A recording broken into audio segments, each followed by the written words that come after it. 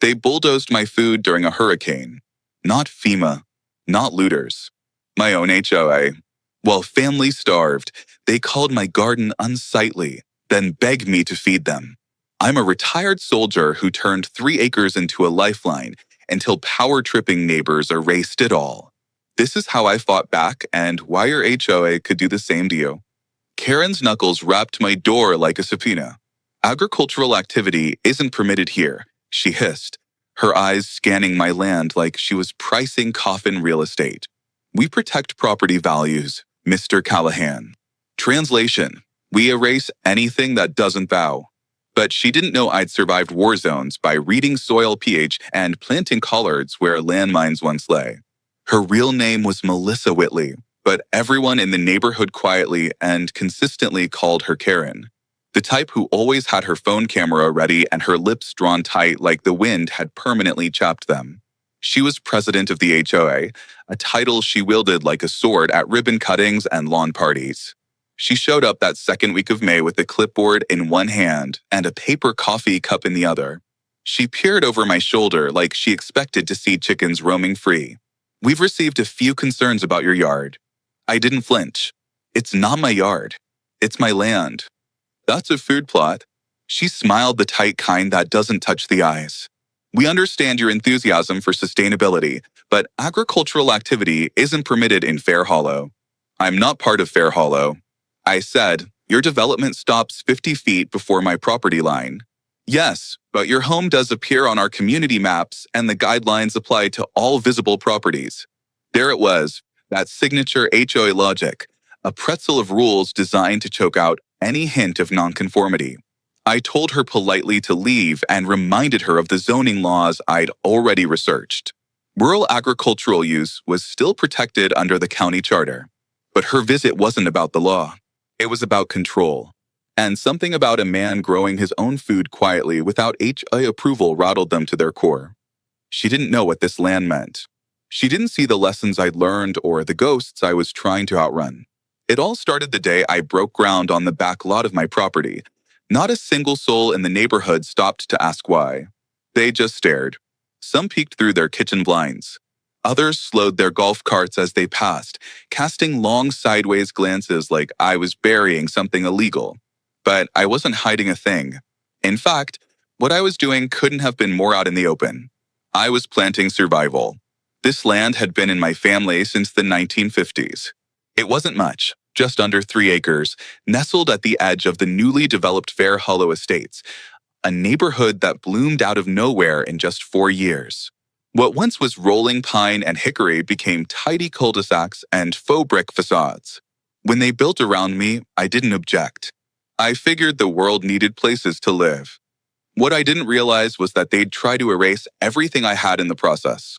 The HOA called itself the Fair Hollow Community Board. Sounded harmless. But it didn't take long for them to live up to the worst HOA cliches, measuring grass blades, issuing citations for mailbox color deviation, and enforcing a tone of artificial civility that felt more like control than community. At first, I thought they'd ignore my field. After all, it wasn't visible from the road unless you really tried. I kept the perimeter trimmed, planted wildflowers along the fence line, even made sure the rows looked clean and symmetrical. But I didn't just plant seeds, I planted defiance. Every potato mound was a middle finger to their manicured hellscape.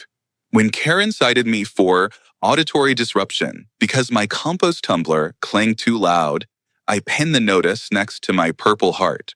I wasn't playing farmer. I was preparing. The soil was surprisingly fertile once you got past the first layer of suburban clay. I brought in compost from a local farm and mapped it all out with military precision, rows aligned to maximize sunlight, water retention trenches at the ready. It started with turnips and potatoes.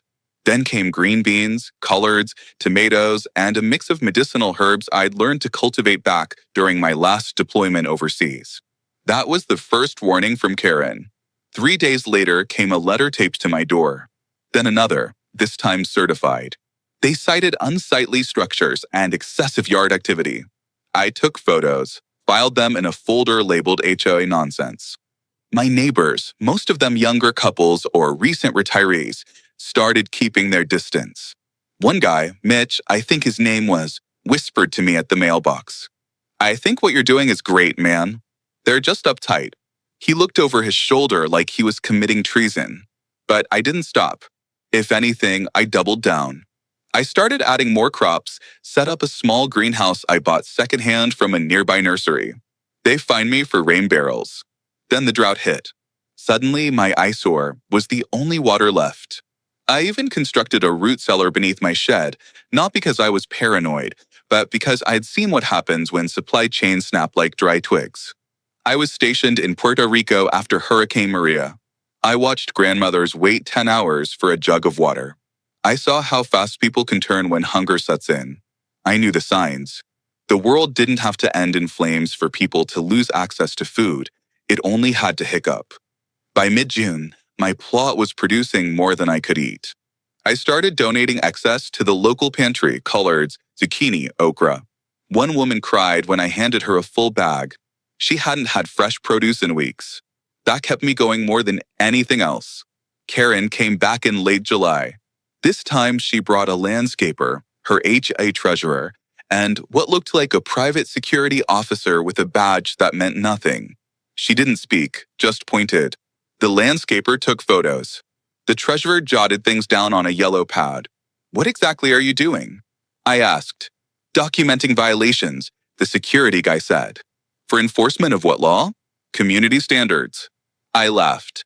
I probably shouldn't have, but it all felt like a bad sitcom. I wasn't afraid of them yet. Later that night, I walked through the field under a full moon. The corn leaves rustled softly in the wind. My dog Scout trotted beside me, nose to the dirt.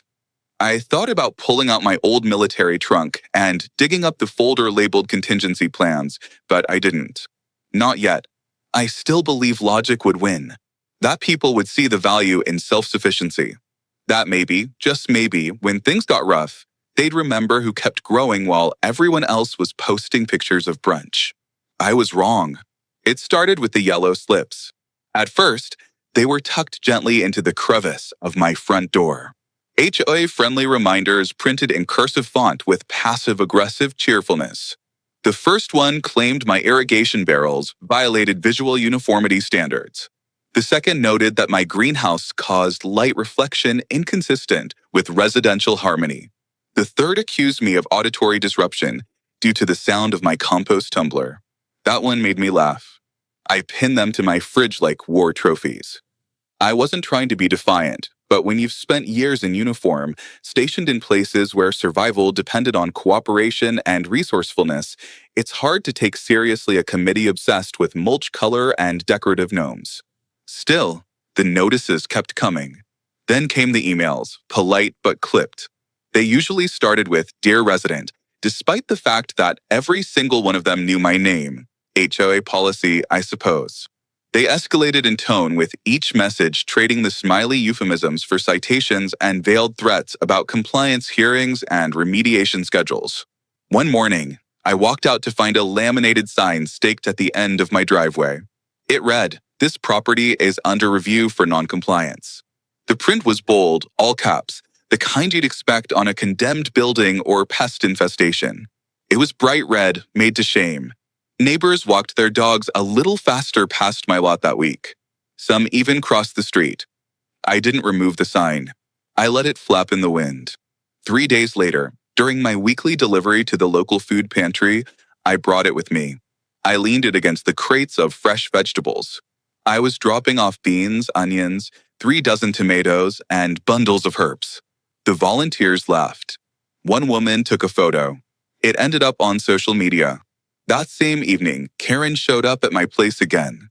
She didn't even knock, just stood in the driveway with 2 other board members behind her like backup singers. She had that same paper coffee cup, probably lukewarm and bitter like her smile. "Mr. Callahan," she began, "I'm here to address your ongoing refusal to adhere to Fair Hollow's aesthetic guidelines." "You mean growing food?" I asked, arms crossed. "Gardens are permitted within reason," she said. "But your setup exceeds the scope of personal landscaping." "It's not landscaping, it's survival," I said calmly. "We live in a community, Mr. Callahan." Your choices affect property values. I stared at her for a long second, letting that sink in. If your idea of value doesn't include access to food, maybe you're measuring the wrong things. Her jaw tightened. She stepped closer, clearly trying to assert some kind of power.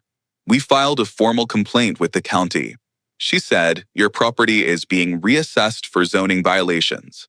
Why would an HOA sabotage food during a disaster? It seemed like madness, but I'm about to show you the paper trail that proves it was a calculated act of control. That's when I smiled. Not a smirk, not a grin, just a small, quiet smile. Karen, I said, lowering my voice. You're standing on land classified as Zone RA since 1971. Rural agriculture. Your board may have bylaws, but they don't override county ordinances. I know this because I pulled the land records myself. Want a copy? She blinked. The man behind her, some guy named Todd, who once complained to me that the HOA fined him for painting his garage door slightly off-white, shifted awkwardly. The third board member, Marcy, I think, looked down at her tablet and mumbled something about confirming with legal. Karen didn't back down. She never did. Well, she said, I hope you're prepared for the consequences. You're making this more difficult than it needs to be. No, I said you are. They left without another word. A week passed, then two. No one returned. I thought maybe they'd moved on. Maybe they realized I wasn't bluffing and decided to focus their energy on some other crisis, like an off-color swing set or a rogue recycling bin. But I should have known better. The drone buzzed like a wasp over my tomatoes, their HOA logo stamped on its belly. That night, teens mocked me as the doomsday farmer online. But when the hurricane hit, those comments turned to DMs. Do you have spare batteries? I filed a complaint with the county sheriff about surveillance without consent. The deputy just shrugged and said, that HOA again. I was being watched.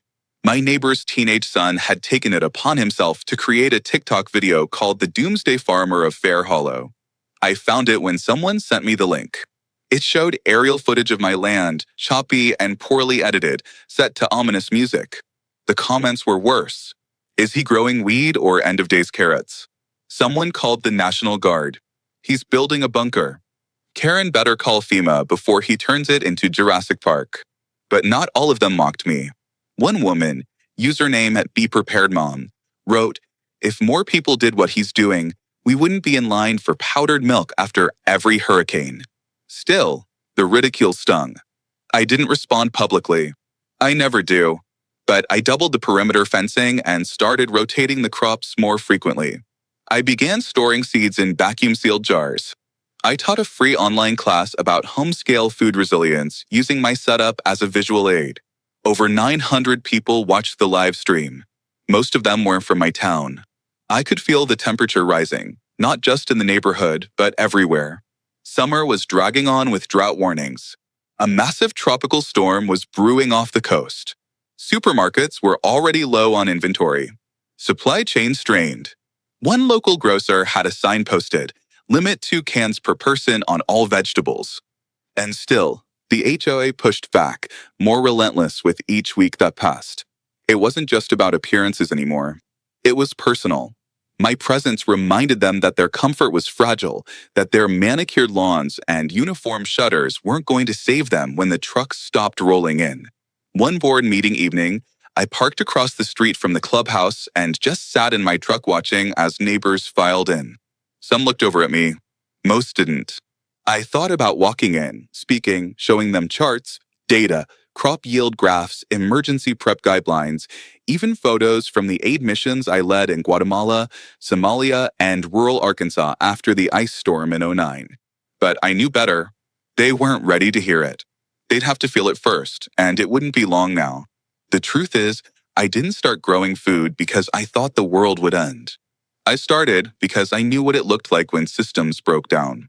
Not in theory, not from headlines, but with my own eyes, boots on the ground, hands pulling bodies from rubble, and mouths that hadn't had clean water in 3 days.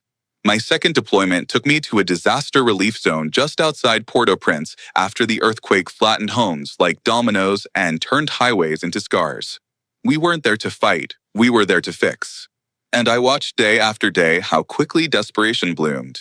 Hospitals filled with injuries no one could treat. Parents fed their children sugar water because that's all they had. Aid trucks were hijacked. Distribution centers burned down. I saw how the civilized parts of people peeled away when hunger walked through the door. I carried those images home with me. Not as trauma, I'd made peace with the things I couldn't unsee, but as lessons. That's what prepping was to me. Not paranoia, not delusion, just preparation. Like buckling your seatbelt before the crash. After I left the service, I used my benefits to buy back this land from a cousin who wanted to sell it to a developer. I didn't have much else. Not a family, not a pension fat enough to sit still on. But I had time and I had will. So I started reading, studying. I dug through agronomy reports, USDA guides, permaculture blogs. I built raised beds with drainage systems modeled after techniques from Vietnam. I tested heirloom seed strains for yield and resistance. I read books on seed sovereignty and bartered with old farmers who taught me tricks you can't find on YouTube. I kept everything modest. No shipping containers, no camo netting or panic rooms. Just good food, good dirt, and systems that didn't rely on grid power. Still, people rolled their eyes. You expecting the apocalypse? They'd joke. No, I'd say just a storm or two. But storms come in more ways than one. By late August, the weather reports started changing. A tropical system stalled over the Gulf and began to strengthen. The spaghetti models varied, but most showed it crawling straight toward us. Local news started talking about backup water supplies and generators. Supermarkets got busy. Gas stations got lines. And I, for the first time since this HOA war began, felt the air shift, not just outside, but in the way people looked at me. Suddenly, the man who grew food didn't seem so crazy. I started getting quiet knocks on my door. First from Mitch, the neighbor who once whispered his support like a guilty confession. He asked sheepishly if I had any spare batteries. Then came Loretta, the older woman 2 houses down, who never returned a wave. She'd seen me drying herbs on my back patio and asked if I knew anything about natural fever reducers. Her husband had a bad cough, and the pharmacy was out of expectorant. I gave her thyme and mullein, told her how to steep them. Word spread fast. By the time the hurricane made landfall 70 miles south, I had a rotating line of neighbors asking me questions they wouldn't have dared speak aloud a month ago. What kind of seeds do you plant? How do you store water if the pressure fails? Do you think the stores will restock before the next rain? I answered them all kindly, calmly, because as much as I hated the way they'd treated me, I didn't hate them. Most people don't think ahead until they've been pushed to the brink. And brinkmanship was something I knew well. Then the power went out.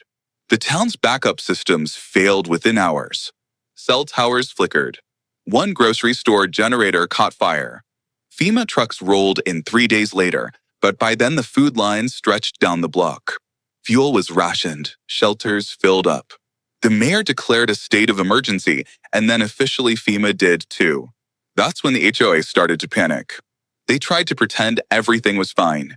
Sent out reassuring emails about water conservation and neighborhood safety patrols, but nobody cared about HOA patrols when their kids were eating cereal with powdered milk and the fridge smelled like a swamp. Karen called me. That was the first surprise. She left a voicemail that started with forced cheer. Hi there, Mr. Callahan. We just wanted to reach out and check in, see how things are going on your end. We were wondering if you might be open to sharing some of your produce or supplies with the neighborhood in these difficult times. Perhaps we can set up a community table near the clubhouse. I stared at my phone for a long while after that. Not angry, just stunned. It took them losing access to everything to realize the value of what they had just destroyed. My field was gone. Because while I was busy reinforcing my root cellar the week before the storm, they'd sent in the bulldozers. What happened when FEMA saw the footage of that destruction? You won't believe their classification. They came at dawn. The bulldozer's jaws crunched my greenhouse into splinters. Karen watched from the road, sipping lukewarm coffee. My sweet potatoes, 2 weeks from harvest, vanished under landfill dirt. That's when I realized this wasn't compliance. It was extermination.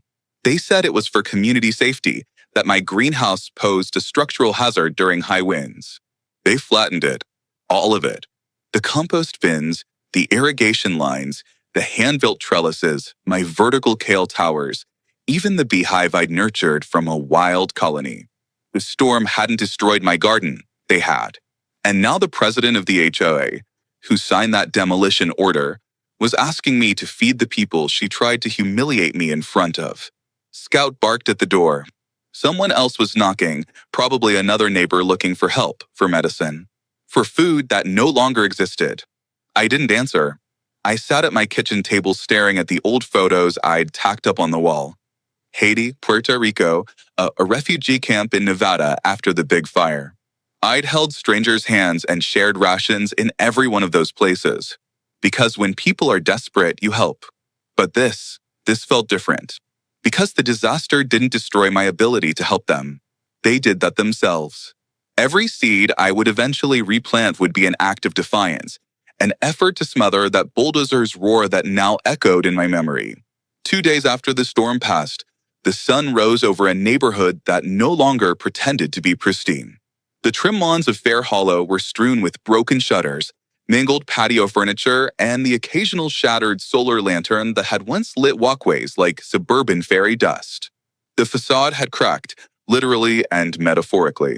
Generators hummed like an insect swarm. Some neighbors grilled meat from their failing freezers out on the sidewalks, trying to salvage it before rot set in. Others waited in long, winding lines at the elementary school, where FEMA had set up a temporary distribution point. The smell of mildew and wet insulation hung in the air like a wet rag. And beneath it all, silence from the HOA until they showed up at my door again. It was Karen, of course. This time, she wasn't flanked by her usual entourage of board members, but by someone new. A man in a powder blue polo with a clipboard and a thin, unreadable smile. "Mr. Callahan," Karen said, voice unusually soft. "We need to talk." I didn't step aside. I let them stand on the front porch while Scout eyed them from behind the screen door, tail rigid, ears forward. The man stepped forward, hand outstretched. Aaron Whitaker, Property Compliance Advisor. I've been contracted to assist the Fair Hollow HOA in coordinating post-storm safety and neighborhood infrastructure restoration. I didn't shake his hand. "I'm not part of Fair Hollow," I said plainly. He smiled like I hadn't spoken. "We understand that your property falls in a bit of a gray zone, but due to its visibility and proximity, the board has determined it falls under our extended environmental jurisdiction."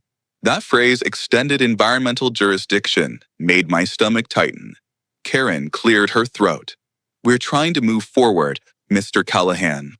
The board understands that tensions have risen in recent weeks. Perhaps we can start over. Extend an olive branch if you will." She gestured to the lot behind my house, the empty, dirt-scarred, bulldozed patch where my food system used to thrive. I stepped outside and shut the door behind me. "You want to start over?"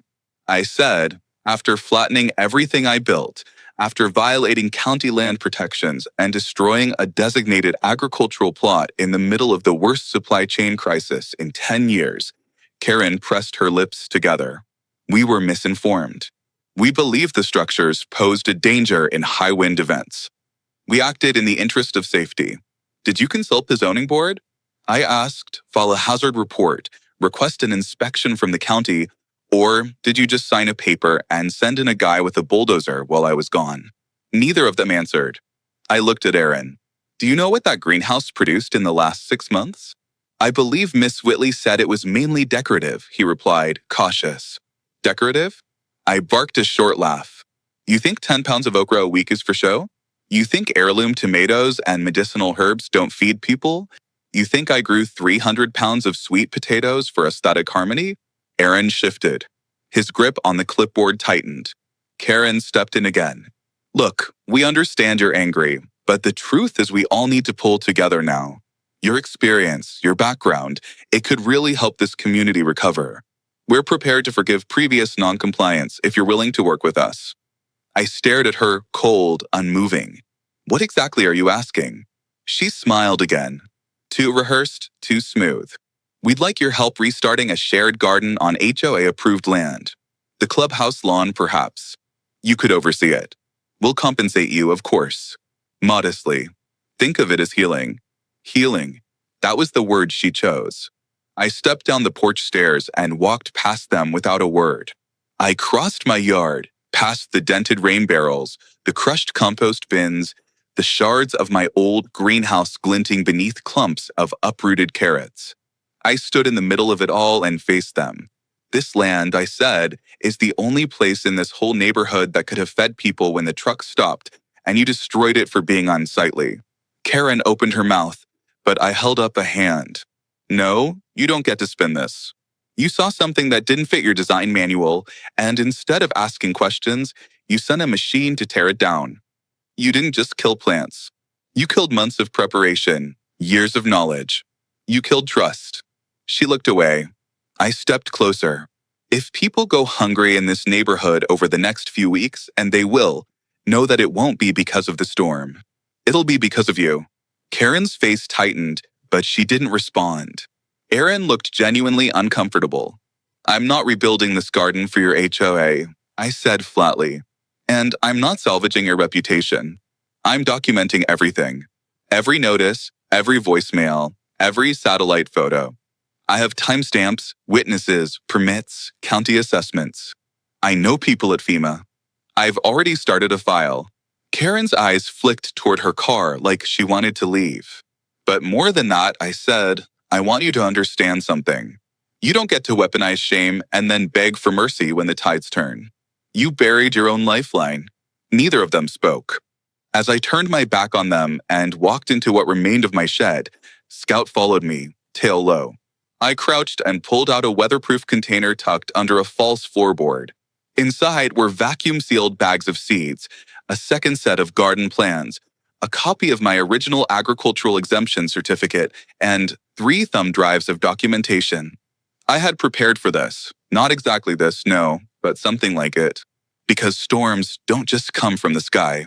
Sometimes they wear name tags and pass bylaws and smile while they cut your legs out from under you. But I wasn't finished, and I wasn't alone. That night, I got a knock on the door. It was Mitch, the whispering neighbor. This time, he brought his teenage daughter and a box of salvaged wood. Whatever you're doing, he said, I want in. My kid wants to learn. You teach, we'll build. He looked over at the ruins of my field. You can't grow on their land, he said. So maybe we start using ours. And just like that, the tide shifted. Not because the HA changed, but because the people around it finally did. The night before it happened, I was sitting on my back porch under a sky that had finally cleared of clouds. The stars looked sharp and brittle, like you could snap them right off the black velvet of the sky. Scout lay curled at my feet, and the air was thick with that post-storm hush, the kind that makes you think the earth is holding its breath. The garden smelled like memory. Even though most of it was gone, the turned soil and crushed stems still carried that life scent, stubborn and haunting. I hadn't gone out to the field since Karen and Aaron's little visit. It felt like mourning ground.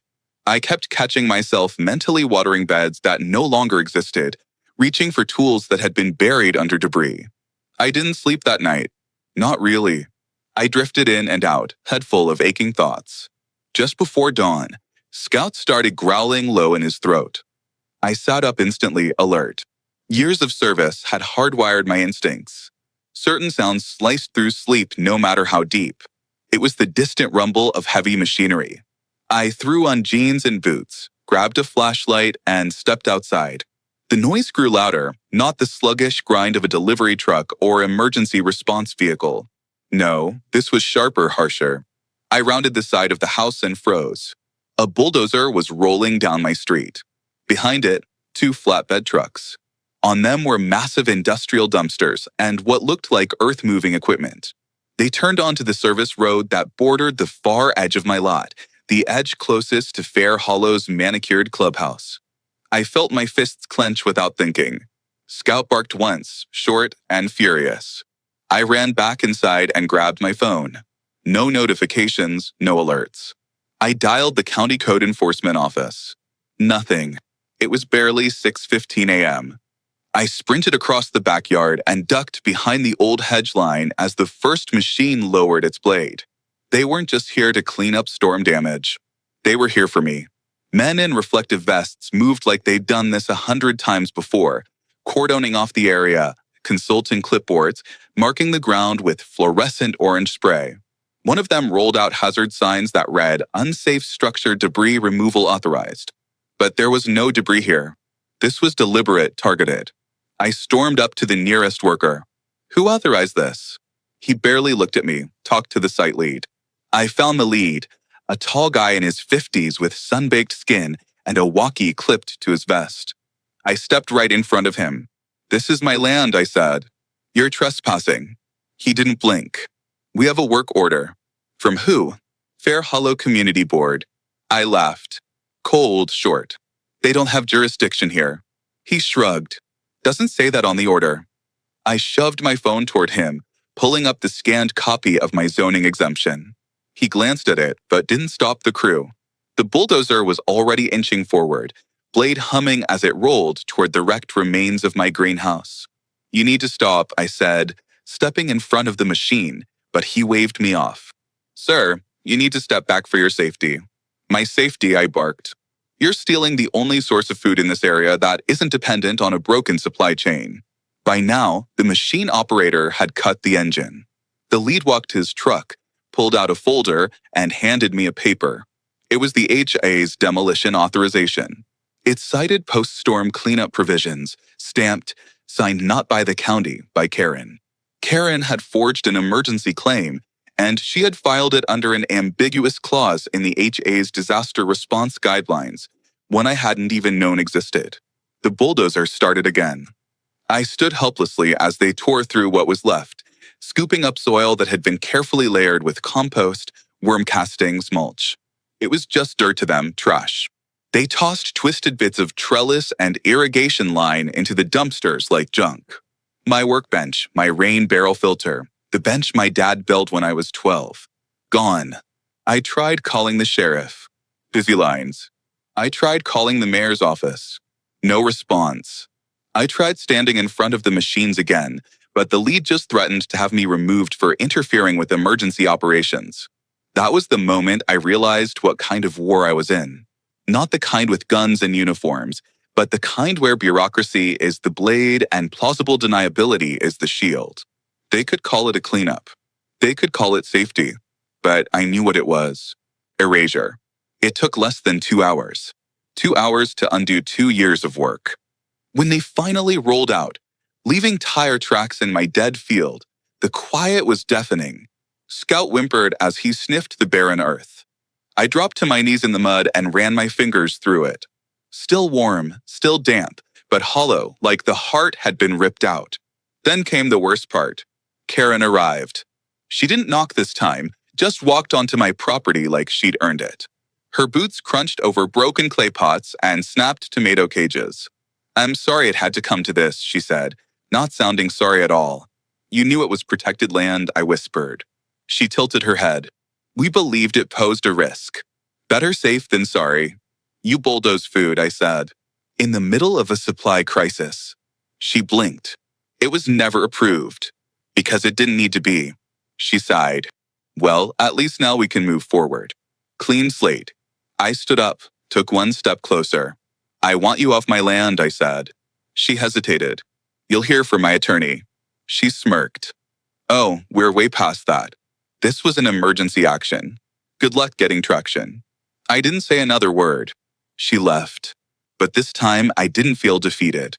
I felt something else sharp, clean, and cutting through the fog of anger. Clarity. They'd gone too far. And I had everything I needed to prove it. They thought they buried me. What they didn't know is I was a seed. The wind came back 3 days later, not as a whisper, not as a warning, but as a wall. It rose from the south like a clenched fist, dragging blackened clouds that swallowed the sun by mid-morning. No one expected a second round so soon. The first storm had already strained nerves and stripped away illusions of suburban comfort. This one arrived like a reckoning. Local news called it a rapid intensification event, a term I'd heard before in disaster zones.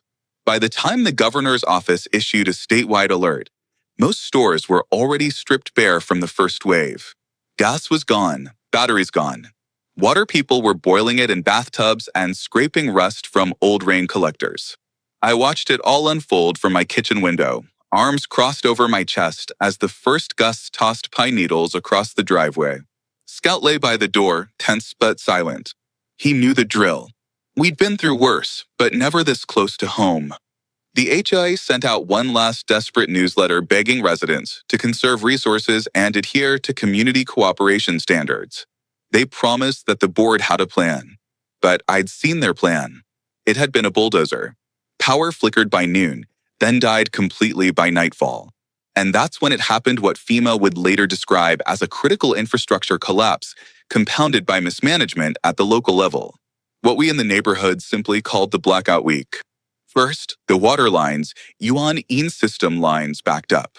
Something about a valve failure at the treatment plant, either from pressure loss or damage from the storm.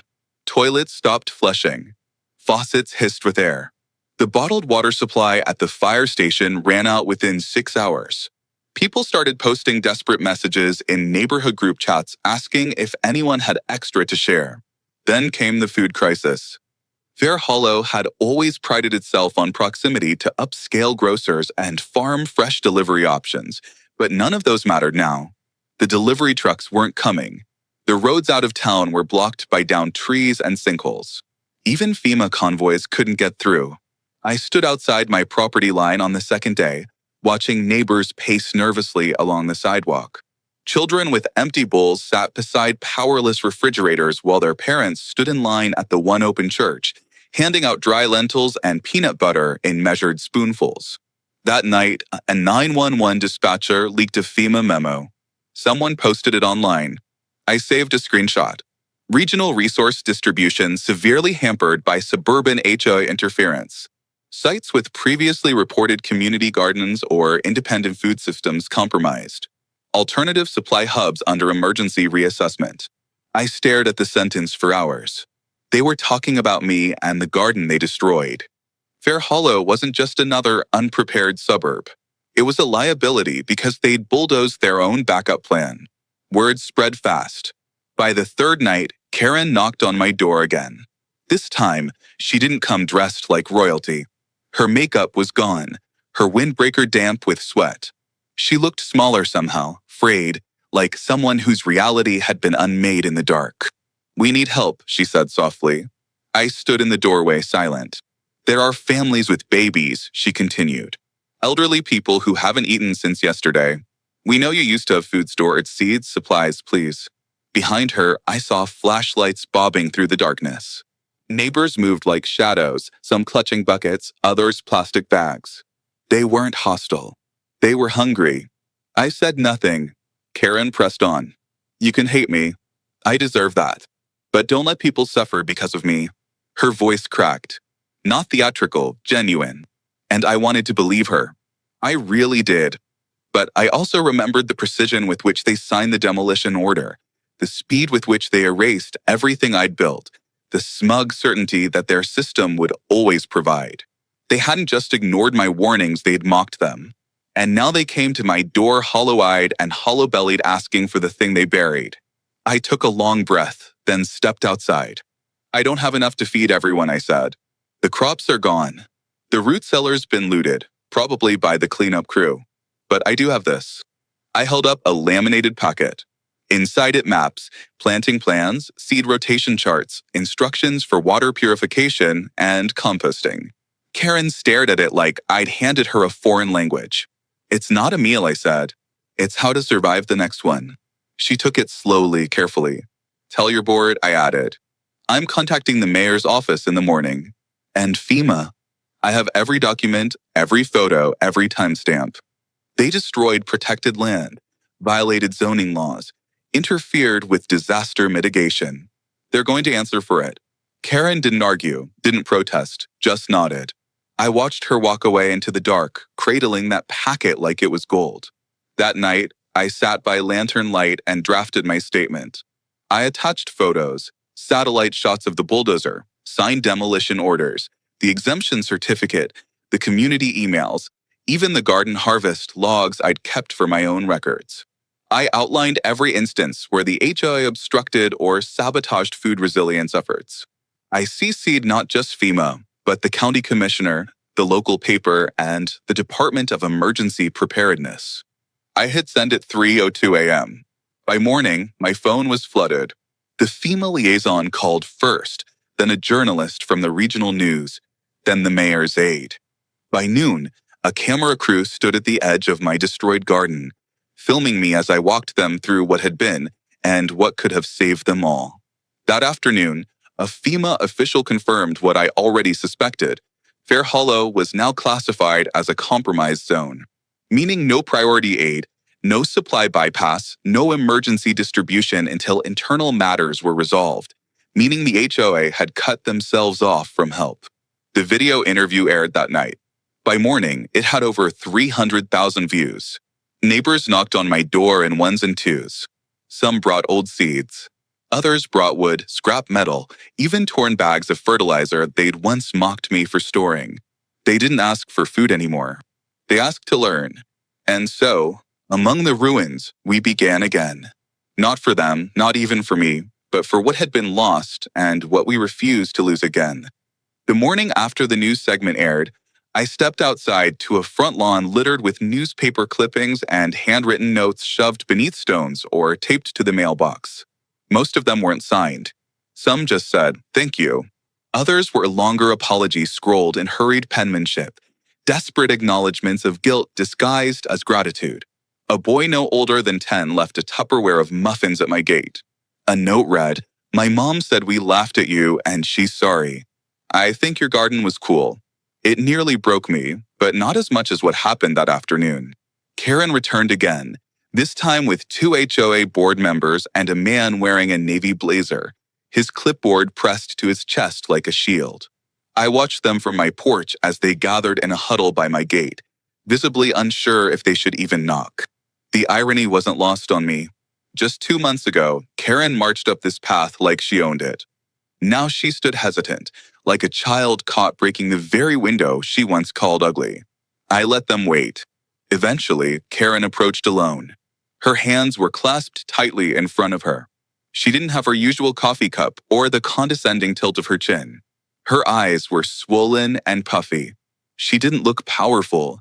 She looked human in that fragile, skin-thin way people only look when their illusions have cracked open like a dropped egg. "May I speak with you?" she asked. I nodded, but didn't invite her inside. We stood on the porch steps a few feet apart. Scout sat between us, ever watchful. She began slowly. "Mr. Callahan, I want to say something. Not as president of the HOA, just as a neighbor." I waited. She swallowed hard. "We were wrong. I was wrong." She looked down, then back up.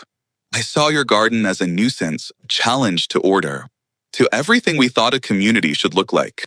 I thought we were protecting our neighborhood, but really we were protecting an illusion, one that couldn't hold up when things actually went wrong. I didn't speak. I understand now what you were trying to do. I see how much you gave and how much we destroyed." Her voice cracked at that word, destroyed. Behind her, the other 2 board members shifted uncomfortably. They were trying to keep up appearances, standing like sentinels in cardigans and khakis, as if the storm hadn't humbled them along with everything else. Karen took a breath. "I'm resigning." That got my attention. I can't speak for the rest of the board, but I can't continue leading a community I failed to protect. It wasn't melodramatic. There was no teary grandstanding, just a woman standing in the wreckage of her choices, finally realizing the damage they'd caused. I looked at her for a long time, then finally asked, "Why now?" She didn't hesitate. "Because I saw the footage. Not just the FEMA coverage, the video your neighbor Mitch uploaded, the one showing the garden, the volunteers, the food you gave away long before the storm ever came." Her voice grew quieter. "I saw what you built, and I saw what we took from you." Silence. Then almost in a whisper, she added, "I also saw how people listened to you. Not because you demanded it, but because you prepared when no one else did." I studied her face. The cracks in her composure weren't for show. It didn't erase the past. Nothing could. But there was something I hadn't expected to feel in that moment. Pity maybe, but more than that, I felt release. The rage that had curled inside my chest for weeks began to loosen. "Do you know what the worst part was?" I said finally. She looked up. It wasn't that you bulldozed my garden. It was that you did it after I warned you. You knew what I was trying to build and you saw it as defiance instead of stewardship. Karen nodded, her throat tight. I'm not interested in your forgiveness, she said softly. But I had to say it. I'm sorry. I nodded once slowly. Then I handed her a folder. It contained copies of the very same survival guides I'd given FEMA. It also included detailed plans for rebuilding the garden as a community co-op, not under HOA jurisdiction, but through the city's new emergency resilience grant, which I had helped push through thanks to that same interview. Give this to whoever replaces you, I said, and tell them it's their last chance to get it right. Karen took the folder like it was heavier than it looked. She didn't say another word, just turned and walked away, her shoulders hunched, not in shame, but in acceptance. I watched her disappear down the path she'd once ruled like a queen. And then I turned back to the land. It wasn't much yet, just dark earth and stakes, marking out new rows. But the volunteers were already trickling in. Mitch arrived with plywood and a socket set. Loretta brought buckets of compost she'd started after watching one of my live streams. Teenagers showed up with wheelbarrows. Some of them had mocked me weeks ago. Now they carried sacks of mulch and offered quiet apologies through their actions. The roar of the bulldozer that haunted my sleep was finally being replaced by the sounds of hammers and shovels, the sound of rebuilding. And just like that, the garden began to return. Not as mine, but as ours. We called it the Victory Patch, a nod to the past, those wartime gardens planted in desperation. But this time, it wasn't born of war. It was born of realization. And for the first time since the bulldozers came, I felt something I hadn't in weeks. Hope. It was a clear morning when the news crew came. Not just the local channel that usually covered ribbon cuttings and bake sales, but a regional affiliate of one of the national networks. A woman named Helena Price stood in front of the battered community garden with her cameraman, eyes sharp and blazer crisp, her voice perfectly modulated for tragedy. We stood among the half-rebuilt beds. Behind her, you could still see the scars, uneven earth where rows of beans and corn used to thrive, the torn fencing waiting to be replaced. And just beyond that, the empty clubhouse with its silent flagpole and shuttered windows. Fair Hollow looked like a metaphor made real. She walked toward me with a practiced grace, microphone in hand. Mr. Callahan, thank you for agreeing to this. I didn't shake her hand, not to be rude. I just didn't want to be part of a performance. Not again. I'm not doing this to be a headline, I said. She nodded. We understand. But what happened here? It's not just local anymore. People are watching. I led her and her team to a shaded part of the lot where we'd set up a folding table and 2 mismatched chairs. It looked humble, and that was fine. The truth didn't need a stage. The interview began with the usual questions. What made me start the garden? What led to the tension with the HOA? How I felt watching my work be destroyed? I answered simply, plainly. I didn't cry. I didn't raise my voice. I didn't need to. The footage of the bulldozer already did that for me. I gave them the receipts, photographs of the field, before and after, video of Karen at my doorstep, the signed demolition order that bore no legal authority, the zoning documents, the FEMA classification memo, and the list of donations I'd made to the food pantry before the garden was lost. They filmed as I walked the edge of what used to be the sweet potato rows, now bare, but remarked with chalk lines for replanting. They got a shot of Scout sitting loyally at the corner of the plot, the silent guardian of everything we were trying to rebuild. Then Helena asked the question I'd been waiting for. What do you want people to take from this, Mr. Callahan? I didn't have to think. That we confuse comfort with preparedness. That we design communities to look safe instead of be safe. And when someone breaks the illusion, we'd rather silence them than listen. She said nothing for a beat. I continued, voice steady. What happened here wasn't just about one man's garden. It was about what we value. We say community means neighbors looking out for each other. But when the system wobbled, everyone realized they'd handed over their autonomy in exchange for uniform mailboxes and lawn height restrictions. And now, she asked. Now they're hungry and they're learning. That soundbite I'd later learn would be played on repeat across every major station by nightfall. After the interview, the mayor called. He didn't waste time. Callahan, he said, I want to formally apologize on behalf of the city. I didn't know the extent of what they'd done until I saw the broadcast. I could hear his breath catch like he was weighing his next words. I also want you to know we're launching an investigation into the HOA board's actions, zoning violations, unauthorized demolition, obstruction of resilience infrastructure. It won't be fast, but it'll be real. I thanked him, told him I didn't want retribution, but I did want change. He asked if I'd consider serving on the new Municipal Resilience Advisory Committee. I said yes. A day later, the City Council voted to remove Fair Hollow's HOA from its position of legal enforcement. They would remain in name only as a voluntary association. By week's end, 5 other neighborhoods filed similar complaints about their own HOAs. A pattern was emerging, one that showed how often community autonomy had been sacrificed for the illusion of order. But not everyone was angry. Hundreds of people, strangers, started sending packages, seeds, tools, handwritten letters. A retired teacher from Kansas mailed me heirloom okra seeds with a note.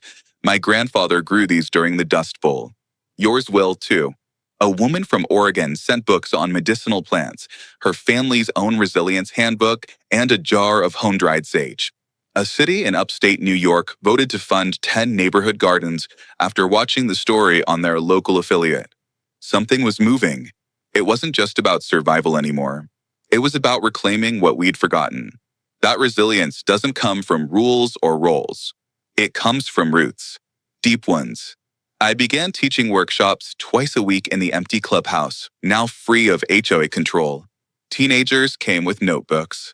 Veterans showed up with stories, mothers with children, retired engineers, all learning how to grow, preserve, store, and share. Mitch helped install a solar panel array for backup power. Loretta took over organizing volunteers. The clubhouse lawn was now a compost hub, its pristine turf finally useful. As for Karen, she disappeared quietly. I heard she moved away. No one threw stones. No one celebrated. We had bigger things to do. One afternoon, Helena called again. They want to run a follow-up, national prime time. I told her maybe, but right now we were planting cucumbers. The sun was out and the soil was ready. The first subpoena landed on a Monday morning. I knew it was coming. After the news segment went national, everything moved fast. Lawyers got involved. County regulators started returning calls they'd ignored for years. The footage of my bulldozed garden, especially the before and after satellite overlays I had submitted, wasn't just a local scandal anymore. It was Exhibit A in what would become a sprawling investigation into HOA overreach. The subpoena wasn't for me. It was for the HOA board. I stood at my mailbox, thumbing through the envelope's thick packet of documents as the mail carrier nodded with a faint smirk. Been delivering a lot of these lately, he said. Looks like someone finally lit a fire. He wasn't wrong. Within a week, the entire Fair Hollow board had been summoned to a county hearing. The charges ranged from zoning interference and destruction of registered agricultural use land to fraudulent misuse of emergency authority. At first, they tried to deflect claiming confusion, acting like the demolition was a miscommunication during the storm. But documents don't lie. My carefully archived evidence, the emails, voicemails, video footage, timestamps cut through their excuses like a scalpel. The hearing was open to the public. I didn't want to go. I didn't need revenge. I already had something better, vindication. But I went anyway because too many people were now watching. Not just from Fair Hollow, but from neighboring communities, from counties, from out of state. I arrived early, sat in the back. Scout stayed home. The room was buzzing, a strange mixture of anticipation and shame. People who used to cross the street to avoid me now nodded solemnly as I walked past. Some looked down. Others whispered apologies I didn't need. When the HOA board entered, Karen wasn't with them. She'd officially resigned and vanished from town shortly after the news broke. No one knew where she'd gone. Her seat at the table remained empty, a small plaque in front of it that said President in gold letters. It felt like a joke. The others, Todd, Marcy, and 2 lesser-known members sat stiffly in their matching suits flanked by counsel. Their expressions ranged from grim to hollow. This wasn't a bake sale dispute anymore. The county commissioner opened with a statement. This hearing will determine whether the Fair Hollow Homeowners Association acted within legal authority when it authorized the demolition of private agricultural infrastructure during a declared state of emergency. I took a deep breath. The testimonies began. The city zoning director confirmed that my property was registered under rural agricultural zoning since the 1970s and had never been reclassified. A FEMA representative explained how Fair Hollow had been downgraded in the emergency relief map due to internal mismanagement. The city attorney presented documents proving the HOA had no jurisdiction over my land and had filed forged permits using emergency clauses intended for hazardous debris, not edible gardens. Then came my turn. They called me to the front and I walked slowly, deliberately. My boots echoed against the tile. I spoke clearly, not with anger, but with clarity. I am a retired service member. I've served on humanitarian missions across 4 continents. I've seen communities collapse in a matter of days. That's why I built my garden. Not to rebel, not to show off, but because I knew it might save lives when systems failed. I paused. Let the silence settle. The HOA didn't just bulldoze food. They bulldozed preparation. They destroyed the only functioning self-sufficient source of nutrition within walking distance of dozens of homes just days before a second storm knocked out power, water, and access to supply lines. I held up the photo of a child at the food line, hollow-eyed, clutching a sandwich made from pantry donations. They called my garden unsightly. Then they begged me for what it used to provide. The room was dead quiet. When I finished, I returned to my seat without looking back. The hearing ended with a recommendation to dissolve the Fair Hollow HOA's enforcement authority entirely. The county would place the neighborhood under municipal oversight until a new elected and regulated board could be formed with real transparency, term limits, and a strict prohibition against land actions outside their domain. It was a win, but not just for me. Other communities began reaching out. A woman from Tennessee emailed me with a similar story. Her HOA had fined her for planting fruit trees, then tried to claim ownership of her harvest during a drought. A retired firefighter in Arizona sent photos of his native herb garden torn up under the pretext of fire risk. The stories kept coming. Soon, a group of us formed an online coalition, Sovereign Sprouts. It started small, just a place to share advice, templates, legal resources.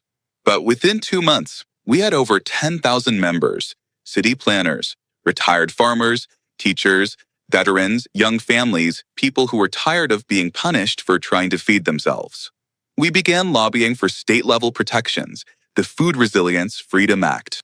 It proposed legal safeguards for small-scale, non-commercial agriculture within residential zones, regardless of HOA regulation.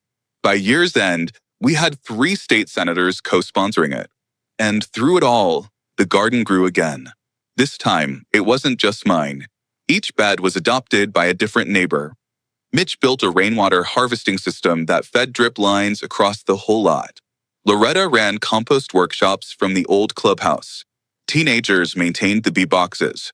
Every weekend, we met for seed swaps and soil testing and quiet conversations about the things we used to take for granted.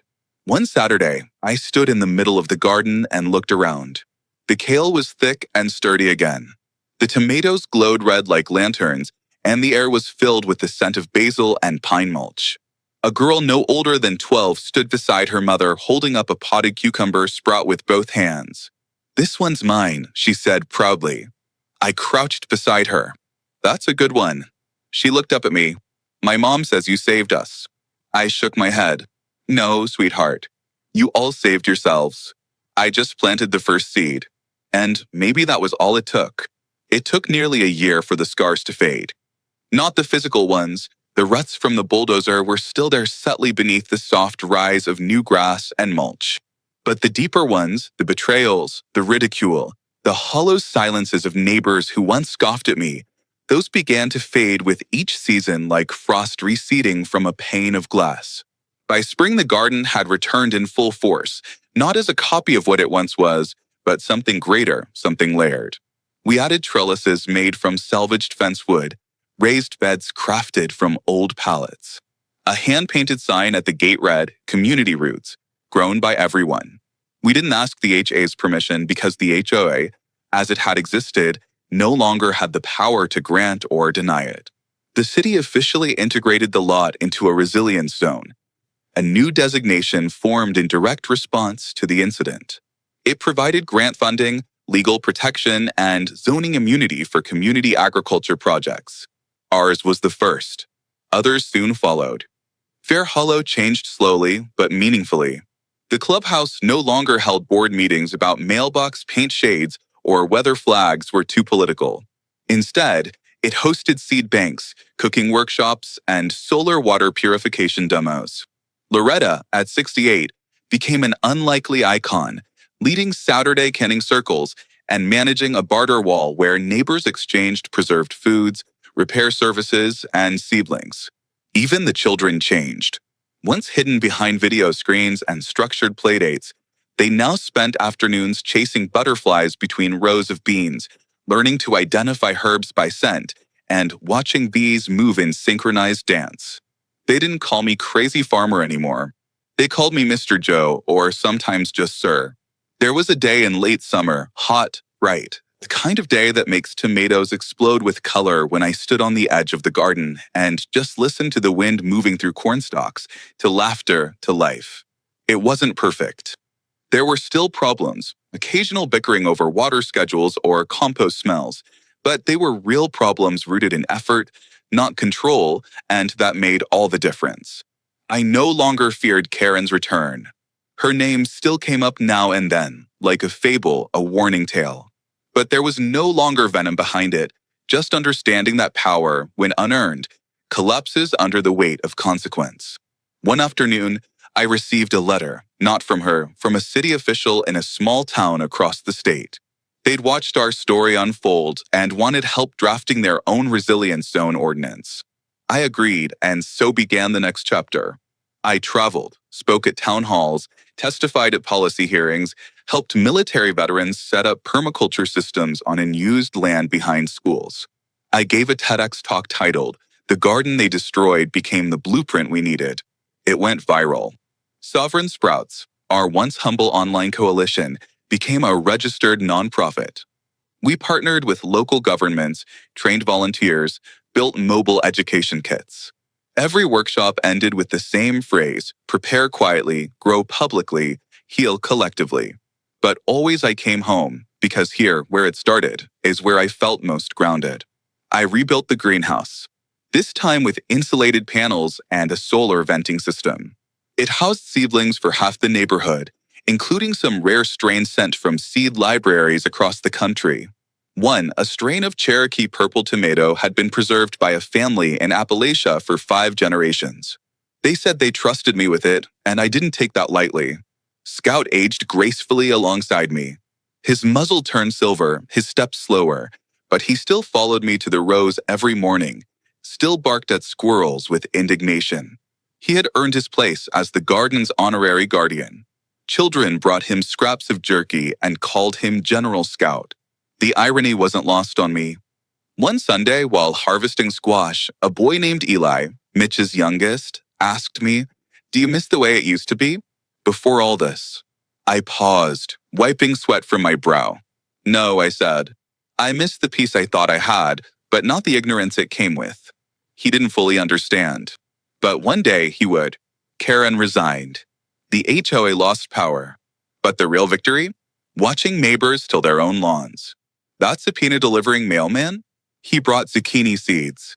Today, we grow enough to feed 3 streets. So if your HOA bans tomato plants, dig deeper, plant louder, and when they come for your garden, make sure the whole world is watching.